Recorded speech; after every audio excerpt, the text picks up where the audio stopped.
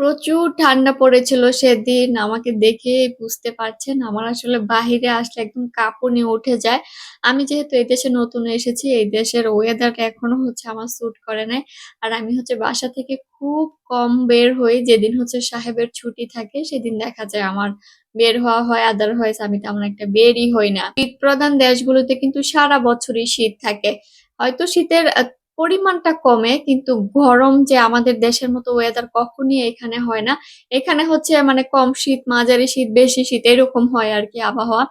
তো যাই হোক আমরা যেহেতু এরকম ওয়েদারের থেকে used to না এজন্য দেখা যায় ১ম অবস্থায় অনেক বেশি কষ্ট হয়ে যায়। তো আমার যেটা এখন আরকি, তো আমরা এখন মিডিয়া এক্সপার্ট এ চলে এসেছি। ভিডিওটা অনেকদিন আগের। তখন ব্ল্যাক ফ্রাইডে ছিল। তো ব্ল্যাক ফ্রাইডে তে কিন্তু মোটামুটি বেশ প্রোডাক্ট এর উপর ডিসকাউন্ট থাকে। তো আমার সাহেব এসেছিল সেদিন দেখার জন্য যে আসলে কি, কি প্রোডাক্ট এর উপর ডিসকাউন্ট দিয়েছে, কিছু কেনা যায় কিনা। তো উনার এক ফ্রেন্ড বলছিল যে Samsung এর এই সেটটা দেখার জন্য। ওই ভাইয়া মেইনলি যেই সিটিতে থাকে ওই সিটির মধ্যে মিডিয়া এক্সপার্ট এ ভাইয়া গতকাল গিয়েছিল। তো যাওয়ার পরে এই সেটটা দেখতে পাইনি। এজন্য বলেছিল যে আমাদের এখানে যে ব্রাঞ্চ আছে ওইখানে গিয়ে দেখার জন্য এই সেটটা আছে কিনা বা কেমন ডিসকাউন্ট দিয়েছে।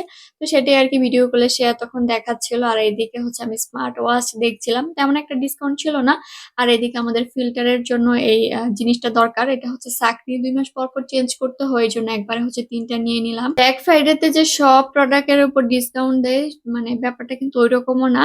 আর ভালো, ভালো জিনিসের উপর যেগুলোতে ডিসকাউন্ট দেয় সেগুলা দেখা যায় মানে খুবই অল্প পরিমাণে ডিসকাউন্ট দেয়।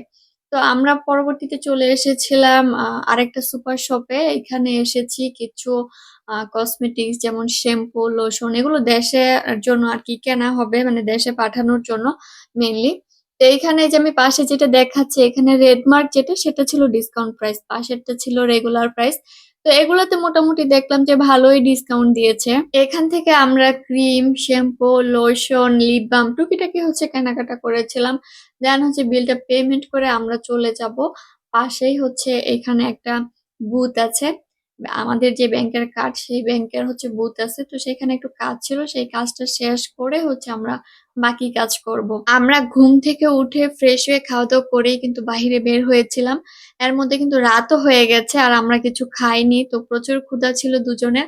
তো সাহেব ম্যাকডোনাল্ডস থেকে খাবার অর্ডার করলো। আমরা ভেতরে যাইনি, ভেতরে প্রচুর ভিড় ছিল।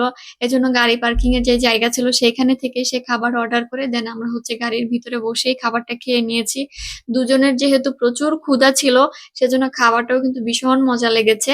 তো এখন আমরা এই যে জায়গাটা দেখতে পাচ্ছেন এইখানে যাব ঘোরার জন্য। এটার ভিডিওটা আপনাদের সাথে শেয়ার করব পরবর্তীতে।